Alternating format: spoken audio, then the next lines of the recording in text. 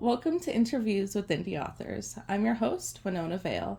Today we're joined by Michael Laborn. He's a bindery tastemaker with his own publishing imprint, Left Unread, and a changemaker in the publishing industry. He fights for authors left in the margins, especially indie writers. Michael, thank you so much for being here today. Absolutely. Thank you for having me. Of course. Okay, so for our first question, what is Bindery and how does it differ from other publishers? Bindery is an independent publishing startup that was started by two individuals, Matt and Meg, who came from traditional publishing background. The thing that makes it particularly unique is the partnership that they have developed with bookish influencers.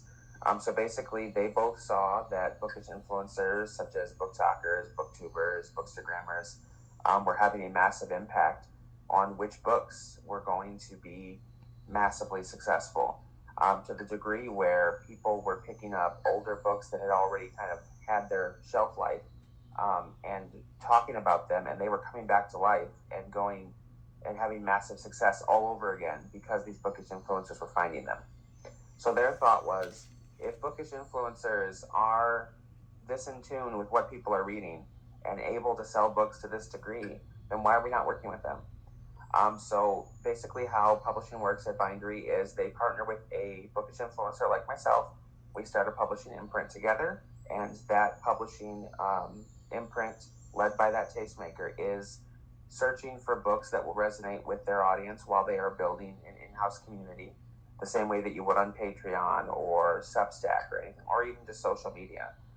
We are finding books that resonate with our community, and then as a community, we are pushing those books out, championing those authors, and making sure that they have massive success to the best of our ability, which is, I think, very cool, very fascinating, because as you know, for marginalized authors, it is much harder to reach those metrics and to have that level of success, because of this industry is just, it's racist, if nobody knew.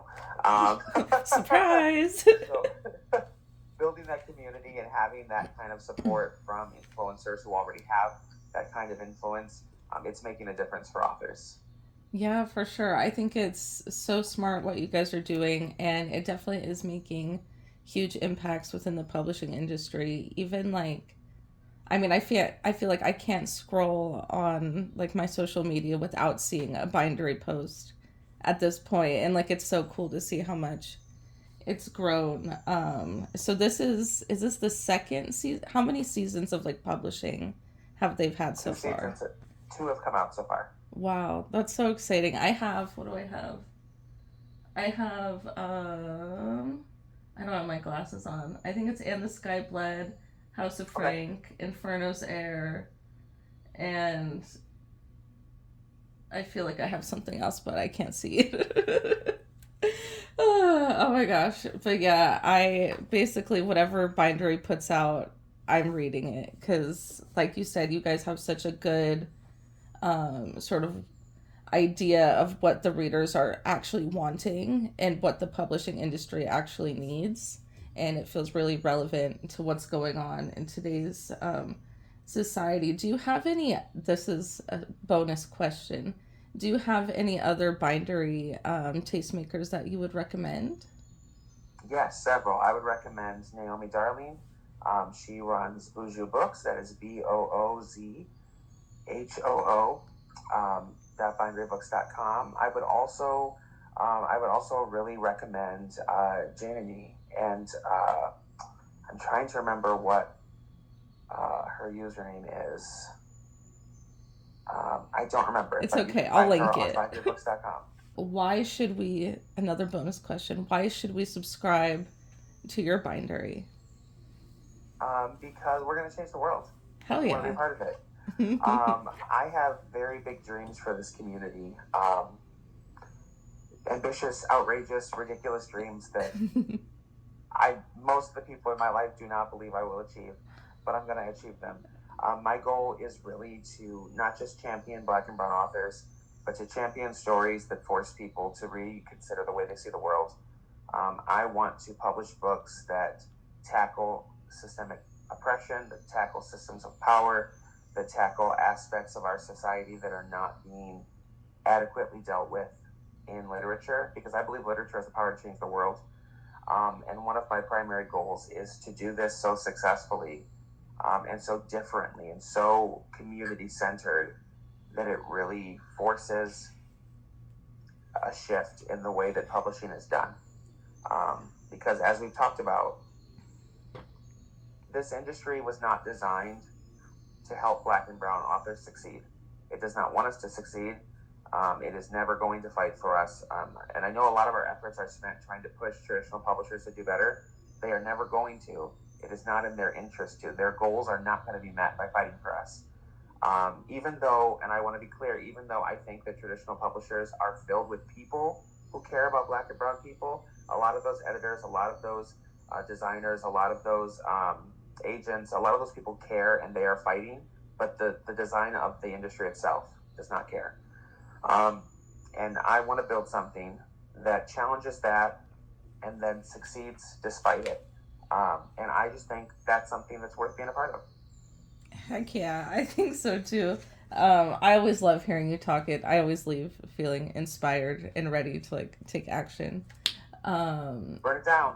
Yeah, right. Exactly. Down with Trad Pub. But with your impact on what you've been able to achieve so far, what are some of the highlights? I'll be honest, getting to watch authors as they realize that the things we told them we were going to do are getting done. Because one of the things that happens to a lot of authors is that when they're being wooed by a publisher, they're hearing all these ways we're going to fight for you. We're going to put this marketing behind you. We're going to do this. We're going to do that. You're going to be an amazing bestseller. This is just the start of your career. Those are the things authors hear. But then they get into the process, and a lot of times that's not what happens. They don't have control. They have to fight harder than they thought they would have to get the things that they want and need. And a lot of times the marketing dollars are not put behind them, or they're not believed in. One of the things that has been a really big, huge highlight for me is hearing, as the authors that I'm working with have said, "I'm so scared I'll never be able to replicate this." Aww. I've heard that multiple times, that they have said, I don't know that I'll ever be able to get this again from another publisher." And I'm smiling because my hope is that by doing this, we can create the kind of change where that's not true anymore. Yeah. So that's been a highlight for me, is knowing that the people that we work with see the impact of what we're doing, because that means it's impacting, and I hope that we can continue to do that. Yeah, that's super hopeful. As you were talking, I was just thinking like, gosh, it'd be so cool to just see so many like publishing imprints through Bindery that it's not a problem. Like there's enough to go around for everyone, and Yeah. I'm excited to see that happen because I know it will happen because you guys are making changes. I see it. I believe it. What are some of the challenges that indie writers face, and what are ways that we can overcome them from your experience? From my experience, the thing that I see a lot of indie authors really struggling with is access. Mm. Because indie authors are not less talented, they are not less capable, and like, no matter if you're in indie or if you're in trad, there are going to be some writers that are not as naturally gifted as others. There are going to be some writers who are not as good at certain aspects of it. But when it comes to indie, people are looking at the entire group of people as if they are all of the worst things that can happen to a writer, and it's just not true. Some of the best writers out there are indie. Some of the best writers out there are fighting for themselves, are pushing their books forward, but a lot of them don't have access. They don't either don't have the money to produce their stuff to the same degree that a traditional book is produced, because the amount of editing, the amount of rounds of editing that happens for a trad book, very different than what the average American can afford for themselves. Yeah. Or they don't have access in the sense that it is hard to get into bookstores. Yeah, true. It's hard to get into bookstores as a publisher sometimes, with a debut book, let alone as an independent. It is hard. And also, I would say one of the bigger struggles that I see for a lot of indies, because I know indies who are hugely successful and indies that are brand new and indies that have been in it for years and struggling. And across the board, the thing that I hear from people is that it is so hard to continue your journey as a writer when you also have to be full-time engaged as a marketer, as a Mm-hmm. producer, as a seller. Like, you have to do all of the things, and they're all full-time jobs. Yeah, for sure. Yeah, I think that's on that note, I feel like that's sort of what I'm trying to build here is at least taking the load off the writers, at least just a little bit. Really creating like a hub where indie writers know that they have a place that readers will find their work, and vice versa, that the readers themselves know that they're going to have a place where they can find really good books. And I'm excited to be able to interview the people that you've chosen for your book club, Left Unread. Go join it, never misses. Um, but for example, I interviewed E.A. Noble, lovely person, had a fantastic interview, so fun. I haven't scheduled any more interviews, but I hope to soon. But as far as like access and things like that, I'm hoping as the community grows, I built something in the Discord server called the Creative Connections. So basically, um, it would be where if you need something done, like editing, artwork, etc., I feel like everybody has something to offer, whether it's skills, help marketing, like editing, or just whatever. I want it to be mainly like a trade service. You can also like market like paid services as well, but I really want it to become a hub where we all have something to give, and how can we make it work for everyone? Like, we all know someone. I feel like we can make it happen. It just has to have enough people. So I feel like that's where I've been struggling. But oh my gosh, your post, what was it yesterday with the, oh gosh, I can't remember what the quote was, but you had, I think it was like, I think you stitched it, and it was about like posting every day or something. And oh my gosh. It was something about like you gotta show your ass or something. Yeah. And I was like, oh, I guess that's what I'm missing. I guess that's where I've been flopping. But I finally feel like I made myself a content schedule that's doable because I'm on summer break right now. But my issue has been trying to figure out like how to do it consistently when I'm working a 9 to 5 as well. So, because I work in education, so it takes a lot of my spoons just throughout the day, just working with the Yeah. kids. And then to come home and, like, for example, like after this interview, I'll probably just like sit on my couch nonverbal for about like 2 hours and then eat a salad and then like hop to. But I feel like with what I'm trying to build, I'm hoping to ease the accessibility a Yeah. little bit for the indie writers. What do you do in like how does Bindery, especially Left Unread, help indie writers? Because I know you do a lot. Yeah, so my platform was built on fighting for Black and Brown indies, so that was very important to me. That coming here, that didn't change. Mm-hmm. So I try to do as much as I can to stay connected and to keep fighting for indies. One thing that I do is I try to make sure that I have my eyes open for indies who I know are struggling to find resources or marketing, and Mm-hmm. I will bring that to the community. I'll say, hey guys, this author needs us to support this Kickstarter. This Mm-hmm. author needs us to push this book, things like that. Because there are several thousand people in there. A lot of Yes. them are book talkers, are people with platforms, are authors, are readers. And so if I can get us active, because there's a lot I can do with my platform. I have Mm-hmm. 150,000 followers across all of my platforms. If I talk about a book, it will sell. But if I bring it to the community and there are 1,000 people talking about that book, it will really sell. So that's one thing that we do.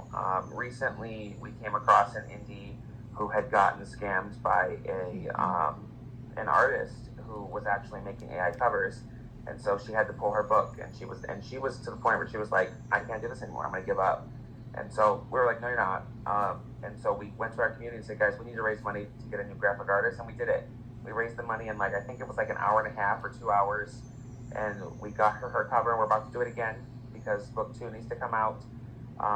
So those are all things that we can do as a community to fight for authors. Right now, I have a room in my Discord that is just for authors who want to drop their art.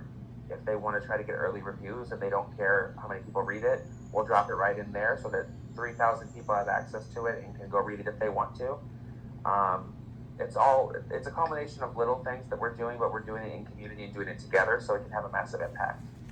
Yeah, I think that that was the number one thing I've been inspired by is how much the community that you've built take action. Like I saw those numbers coming in. Like it was like boom, boom, boom, done, paid for. And I was like, holy shit, like they really like put their money where their mouth is. That's those down at all times. Yeah, it's really cool to watch someone not only use their platform for good, but use it so effectively. Not only do you like say like I fight for Black and Brown Indie authors, but like you do it. So Yeah. it's nice to Right. see like the outcome of that. Let's see. Oh, I wanted to ask you, what is your role specifically in the publishing process? So I'm a busybody. I'm involved in everything. What is my role supposed to be? The idea is that it is a tastemaker's job at Bindery to we pick the book. There is no one sitting over our shoulder telling us what to pick. If we pick something that is not like an easy sell, because like sometimes a book is you know what I'm talking about. Some books you're like everybody's gonna want to read that. And there's books where it's like you're gonna have to work for this. Um, Finder doesn't care. They believe in us. They believe in our ability to build community. So it's our job to pick the book, and then it is our job to work with that author to the extent the author wants our input as they're going through the editing process. Because we actually hire out to Girl Friday Productions, which that Mm-hmm. is a production company that works with Big Five publishers. So they are getting the same level of production as traditionally published books. So they are hiring the editors to go through that entire process. So for me, I let authors know right away. I will be as involved or as hands off as you want me to be during that process. If you want, if you want to call me and brainstorm how to work through what the editor is asking me to do, I will do that. If you don't, I will mind my business, and then read it at the end, whatever you want. I'm usually pretty involved in that, and then I am very involved in the marketing. Obviously, that's the main draw of having us involved is that we are throwing our platforms at pushing that. But I would say the primary thing that I consider my role in all this is building community that is ready to fight for our goals. Because our goals is to fight for authors and to create an atmosphere that changes the way that other people fight for authors. We want to set a standard, and so very important to that is the community that I build, how I get people involved, how I get people actually moving. Because when you're building community like this, a lot of people are signing up because they believe in you, but they're not actually intending to be a part. I want to Mm-hmm. build community that is doing something together. So Yeah. that's my primary role is building a community that is active, that is moving, that is fighting for authors, so that we can do this well. Yeah, I think for me as someone before who was just like on the outside looking in when I was first entering the book community, it's because I was so stuck in like that doom scroll. It's so hard to break. So there's like all of these call to actions like read my book, buy my book, subscribe here, my newsletter here. And when you're stuck in like that freeze state, it's just like the perpetual scroll.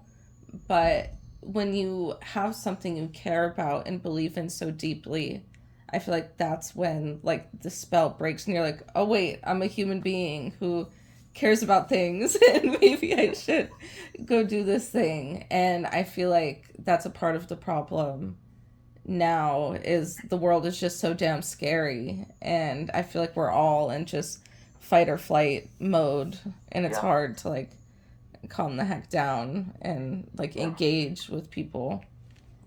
And also, I feel like because the world is burning down around us, it for a lot of people, it can feel like we have to be fighting at the highest level we can at all times. Mm-hmm. And a lot of things that are incredibly important for our liberation feel trivial. Yeah. Like I've had so many people say, "Why are you talking about books? Talk about something else." I'm like, "Do you understand how many revolutions were fueled by literature, Mm-hmm. by people using their voices? Um, this is important." Yeah. And so one of the things that is can be challenging, but is very important for me, is to be a constant reminder to people about why we're in the fight. Mm-hmm. Because this is bigger than a book. This is bigger than an author. Um, if we allow a future where Black and Brown people are not prioritized in the arts, that will impact the direction of society. It will. Mm-hmm. 100%. On that note, I mean, I feel like it should be pretty obvious, but can you give us like just from like your own experience of like why it is important to fight for Black and brown indie authors, or just like Black and brown authors or business owners in general, like from your experience, what like challenges have you faced, and like what have you seen other Black and brown authors what challenges have they also faced that you've seen? Yeah. So just this morning, an agent posted on Threads, and they basically said, "If I see you being argumentative on your page, I'm not going to pick up your book." Um, Mm. and everybody's yelling at her, yada yada, having the conversations, and they matter, they matter. But the thing that really sat with me was that with that one statement, what she said to me was, "I'm not going to represent Black and brown people because Mm-hmm. our online experience is defense at all times." And Yep. it's not because we are angry, it's not because we are defensive people. Most of us are not defending ourselves nonstop in our everyday lives. But on the internet, where people feel free to say whatever they really think, y'all terrorize us. I experienced plenty of racism before I became an internet personality, before I started being on the internet more. I faced plenty of racism, but it pales in comparison to what I experience on a daily basis now. And that only gets deeper once you have a book. That only gets deeper once you have a business, once you are trying to say that there is value attached to your life. Because the unfortunate reality is, many of our neighbors, while they don't actively hate us, they don't actively wish violence on us, they feel threatened by the idea that there is value attached to us. They feel threatened by our businesses. They feel threatened by our success. They feel threatened by us standing on business and defending ourselves. And so, one of the major impacts that will always exist for Black and brown authors is that the people standing beside them don't want them to succeed, will feel threatened by their success, and will oppose their success, whether passively or openly and actively. And so it is important that we stand on business for Black and brown authors, because otherwise, what we have seen happen in the past is, if we are not fighting for our communities in this space, our communities will no longer exist in this space. And I think history is very clear that without the public voices of the marginalized, society hands power over to the oppressors. Black and brown voices are necessary for change. Yeah, 100%. I think that seeing your online experience of, I mean, can we talk about the freaking carpet seasoning? I mean, like, what the hell? The amount of racism in a comment section over carpet seasoning. I mean, It's wild. And before that, I was talking about African net sponges because I love them. If you don't oh have an yeah, African net have sponge, one. go get one. I'm Yeah. in love with them. But I was talking about them last year. It was just as bad. They were so angry. Like, why are you angry? Don't use it if you don't want to. It's ridiculous. It's just carpet seasoning. But anyways, it just like baffles me every time. But seeing your experience online and other writers' experience online from marginalized communities, whether disabled, neurodivergent, Black and brown, queer, they all experience just some nasty freaking people, nasty human beings. And at first, when I knew I wanted to start a podcast, at first my focus was just on up and coming indie writers, just any indie writer who's new. But as I ventured into the book community and saw just the nastiness, I really wanted to double down on like, this is for marginalized people, this is for queer Yeah. people, this is for disabled people, this is for black and brown authors. Because like, I realized that if it's not mainly centered around that, then it's no longer a safe space. And Mm-hmm. it's just sad that that's what it's come to. That like I have Yeah. to like I wish I could help everyone. I wish, you know, there are a couple of just like unfortunately straight white authors that I would love to just like, you know, full force put, you know, my heart behind, and like I can, you know, in other ways. But as far as like podcast episodes, interviews, newspaper features, like black and brown authors, queer, disabled, like that is my main focus, because like I've really seen how like icky the bookish space Yeah. can be, and it's sad, and they really go like with their full chest too, like they really just say shit. It's so out of pocket. Which I think is the thing that is so terrifying, that um, they can do so without fear because there Yeah, will be no repercussions. yeah. Why are you acting like that? They're just, it's sad. But let me find my next question. I kind of went like a bajillion ways out of order. Yeah. That's just how it goes. It's hard. It's so hard for me to prep these because, like, the way that I want it to go, I want it to feel conversational. I don't want it to feel like bullet point. Yeah. But then at the same time, it's hard to prep because then I'm like, what do I talk about? But, oh, I remember what I was going to say. Can you talk about what you are currently publishing? Yes, I can. So our first book is coming out this October. It is called Cry Voidbringer, and it is an anarchist, anti-colonial dark fantasy, centering a conscripted warrior who has been taken from her home to another country to fight in their war against colonial power, who previously took a lot of land from them while they were building their empire. And now the queen basically, she wants her empire back. So she is at war with this colonial power. She is taking children from neighboring nations, turning them into warriors. And our conscripted warrior is tasked with turning this little girl with supernatural power into the next weapon against their enemy. And she just won't do it. And so it really follows her journey of developing found family and figuring out, how do I resist? Is there a way to reform this broken system, or am I going to have to tear it down? And I think a lot of us are asking similar questions. So that when I read that, I was like, oh, this is a book that needs to come out like in 2 days. Mm-hmm. Um, Next spring, we have a Haitian-inspired fantasy following a mermaid who has fled her home because of an underwater cult. And she ends up partnering together with a notorious pirate and a trans Navy captain, who are all working together to stop that cult from raising an island in worship of their deity. And that book has a lot of themes of deconstruction and challenging and wrestling with colonial religion and unpacking that, so that you can find the identity and the cultural identity that is underneath of the weight of that colonial religion. So, and we have two other projects that we are working to sign right now, but it's not done, so I can't talk about them. But But if they're you're a good subscriber, you've already heard about them. mm-hmm. But they're coming.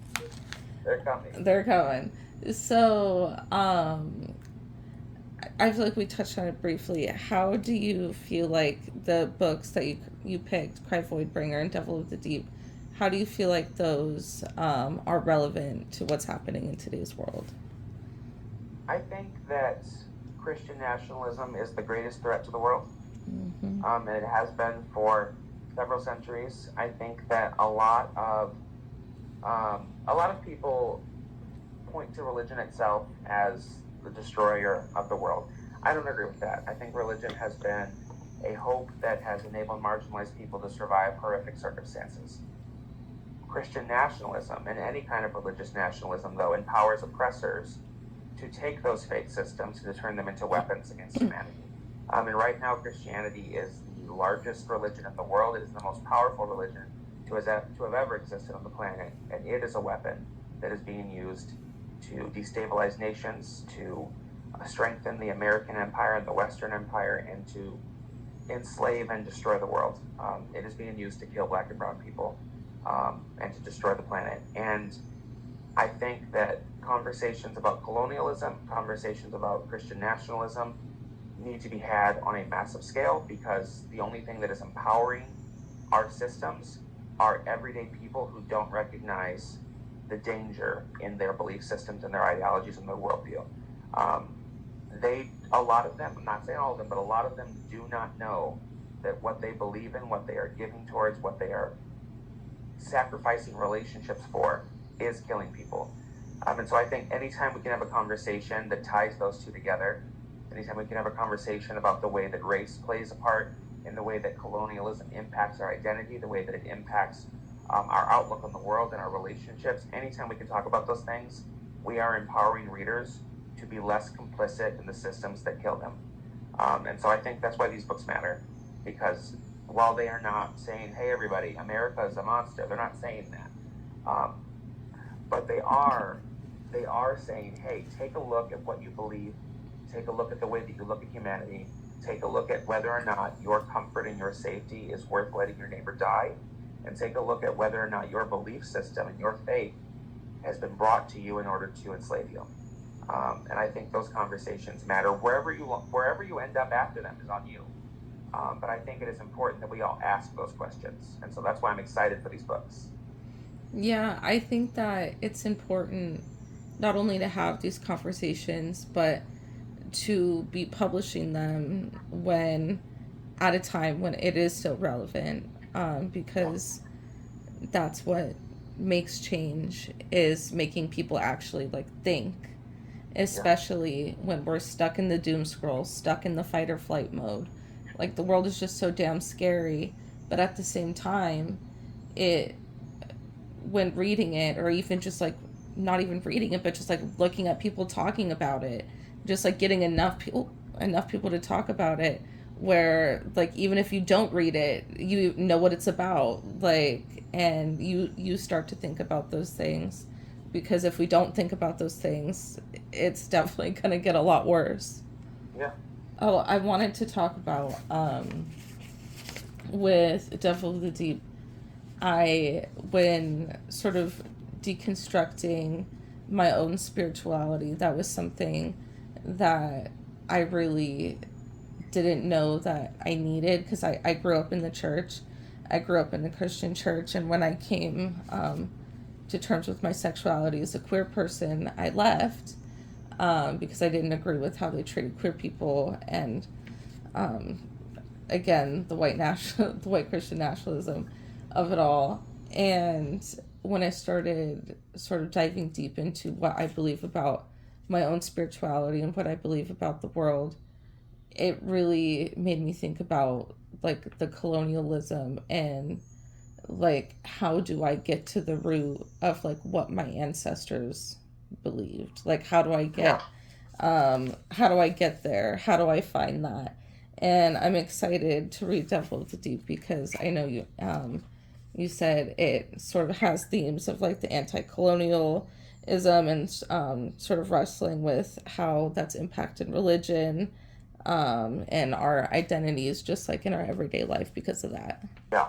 I hope you like it. Yeah, I'm so excited. We were saying that, I was telling you the other day, it when it got on my radar, because you were talking about it, it was already off the market, off the shelves, and I was like, something fishy's going on. So I knew you had picked it up. I had a feeling. I was like, I'll just wait and see.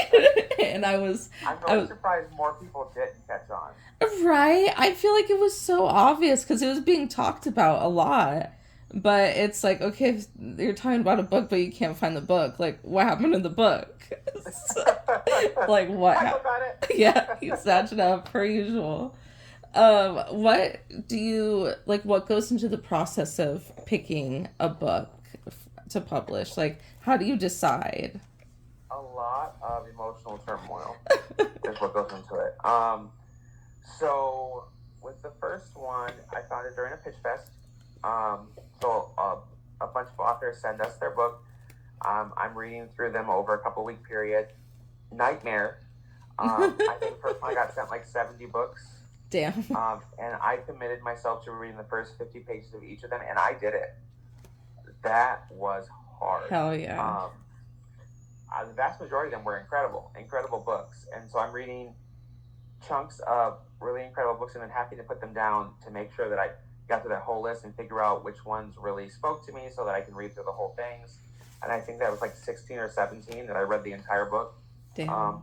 And I did this in a couple of weeks. That was a nightmare. I will never do it like that again. And then I found the book. And I went to my community. I said, "Here are all the books that I'm liking." Talking through them, as I realized one wasn't holding up to the others, I would say, "Hey, I don't think this one's on my list anymore," which was very hard because, despite the fact that I'm not telling you who any of these people are, some of these authors are in our community, like they're subscribing so they can keep track, which is fine. There's nothing wrong with that. But so it's very hard to know how to talk about them. That's because true. I don't want to identify these books because these authors might go on to sell them to a different publisher. They might go on to self-publish, and I don't want to have impacted the way somebody thinks about the book. But we're doing it in community, so we're sharing our thoughts on the books carefully and respectfully. And my problem was there were so many that I was in love with. But I eventually read this one, and I was like, this is the one out of this stack that if this book were to go viral, it would have an actual impact on the world. And there were a couple like that. There were a couple that I said, hey, I might come back for this, that have since been published elsewhere and whatnot. But that's a big deal for me. Is I want to read a book and be immediately obsessed and know that you know how I talk about books. I talk about books in relation to their themes and in relation to the impact that I think they'll have on your thinking.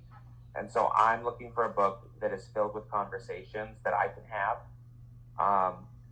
And that did it for me. With Devil of the Deep, it's a little different. For those of you listening who were paid subscribers during the first Pitch Fest, you might remember that there was one book that was a really big contender for me, and I've got permission to share this. And we ended up not picking it up because it wasn't quite ready. That was actually Valencia's Another Predator by Valencia. Oh, wow. Yeah, and I really wanted it, but it wasn't quite ready yet. And so I was like, hey, friends, go fix this and bring it back.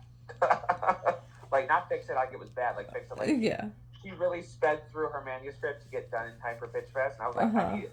If I finish this book and get it back to me. Yeah. But then I was like, I had texted her one day and I was like, I cannot wait to publish this book. And I really wish I had gotten to Devil of the Deep in time. And then I was like, wait a second, why didn't I? Let me go ahead and see if I can republish it. Because it deserves to be in bookshelves. It deserves to be submitted for awards. It deserves all of that. So I asked. And to be honest, they weren't really on board yet with republishing. They were like, it's a risk. And I was like, no, it's not. It's not a risk. They were like, but you've already sold it to your community. They'll buy it a second copy. They will. They'll buy it again. Because then it's like exclusive. Yeah, readers, there's a new cover, I'm buying it again. You know what I mean? I was like, this is not a risk at all. My community loves this book. So that I'm really excited about that because like I feel like in some ways we're a test to see how republishing goes. I have no doubt at all that this book's gonna do well. But I'm excited to prove something with Valencia. Yeah. But the process is gonna look a little different going forward because I am now open all of the time. I've always wanted to be. I think the most accessibility to me means that indies are getting the same access as agented authors. And so that means being open all the time. But I also think that with Pitch Fest, which Pitch Fest is great, and I want them to keep doing it. I think it's amazing. But my audience is particularly Black and Brown, and Black and Brown people are mostly unagented, are mostly indie. And so for my imprint specifically, I want to focus on accessibility for them. And so now people will be able to submit at any point to me. So I'll be able to read less books at a time and sit with them a little further. But yeah, it really comes down to what do I think has a great message that I can speak to the world about. But then also the second factor is I know my community really well. What books will they be excited about helping me fight for? Because we're going to have to do it together. So I don't want to pick a book that I'm excited about that I know my community's not going to like. That's true. Yeah, so sort of back to Cry Voidbringer real fast.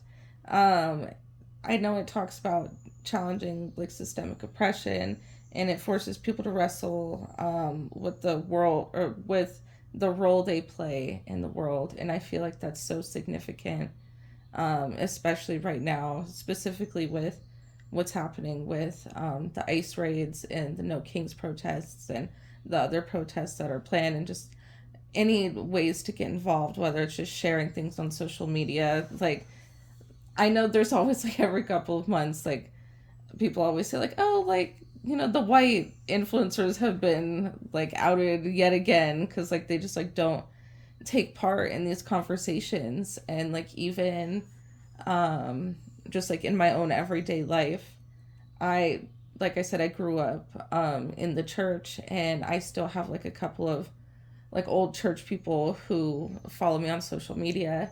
And on top of that, I went to like a very Mormon high school, so I also have a lot of like Mormon women who follow me as well. And like the majority of people who still follow me are the women. And again, like they weren't posting about like any resources about like how to help people. They weren't posting about, any sort of like resources on like information on how to educate yourself, like nothing, not a peep. And like when you use your voice, especially as a white woman, people will listen. And I feel like they don't realize how much power that they do have to shake things up in their own communities. And I feel like, as black and brown people, and like people in marginalized communities, they know they have to use their voice, they know they have to fight for it. But how do you convince someone that they have to fight for something that doesn't affect them? And I think that's one of the hardest barriers, is like we're fighting, but how do we get them to fight? Like, how do we convince them to care? And it's just like so sad that, again, like it's come to that we have to think about how to convince people to care about other people. But I think like just having enough voices, like for books like Cry Voidbringer, of like, yes, like the black and brown community is going to talk about it, but like I want everyone to talk about it. Like everyone, like this book needs to be on everyone's radar, because everyone can learn a little something, I think, from that for sure. And then for my final question, what legacy do you want to leave? And how can we support your mission for Left Unread? I want to leave. I want everybody to look at what we're doing and to realize it can be done. Our goals that we're fighting for can be done. And I want them to realize that the thing that we need for that to happen is just us, is community, is people fighting together to create change. That is the thing that I want to leave behind. I love that. And I think you're doing that every single day. And I think you're going to be, I mean, you already are one of the change makers in the publishing industry, but I'm just so excited to see what you're going to do next, because it only goes up from here for sure. Absolutely. We've got a lot of work to do, but we're going to get it done. Yes, for sure. Also, where can we find you at on social media? I am everywhere, but I am not useful everywhere. You can find me on the number one place where you can find me hammering away is Threads and Blue Sky. But you can also find me on TikTok, which is my biggest platform, so it's funny that it's not the first one I mentioned. Mm-hmm. And you can find me on Instagram. If you want access to all of my content, go subscribe to me on Bindery. Yeah, if you aren't subscribed yet, by the time this episode's over, what are you doing? Do it now. Also, your Discord server, lovely place to be. Lots of cool people, lots of great conversations about writing, books, and publishing. So, also check that out if you haven't already. You also post, if you subscribe to Michael's Bindery, he also has some killer, like blog posts, like essays, like you really knock those out of the park every, I don't know, what do you call them, like blogs? I go back and forth. I feel like they're essays, but also blog is less intimidating. Yeah, but it also feels more important than a blog, so like it's hard to nail down what exactly it is, but they're really good. Go read them. If you do subscribe, remember to log in, like, comment, share with a friend, do your thing, engage in community. I think that's the theme of what we're talking about, is just engage, because it's one thing to like um say you're gonna read a book, but like actually read the book. Like it's one thing to just like or just like watch, the first 10 seconds of a post, watch the whole thing, like share the post, like comment on it, like help us get the message out there, because I think another big issue is just like the freaking algorithm, just like fighting against that. Like you could have a really good message or a really good book, that you want to tell people about, but if you're not friends with the algorithm, then no one's gonna see your shit, which is why community is so important, because we can word of mouth, share it, so on. So thank you so much for being here, and yeah. Thank you for having me. I had a blast. Oh my gosh. Okay, hold on. I'm gonna end it.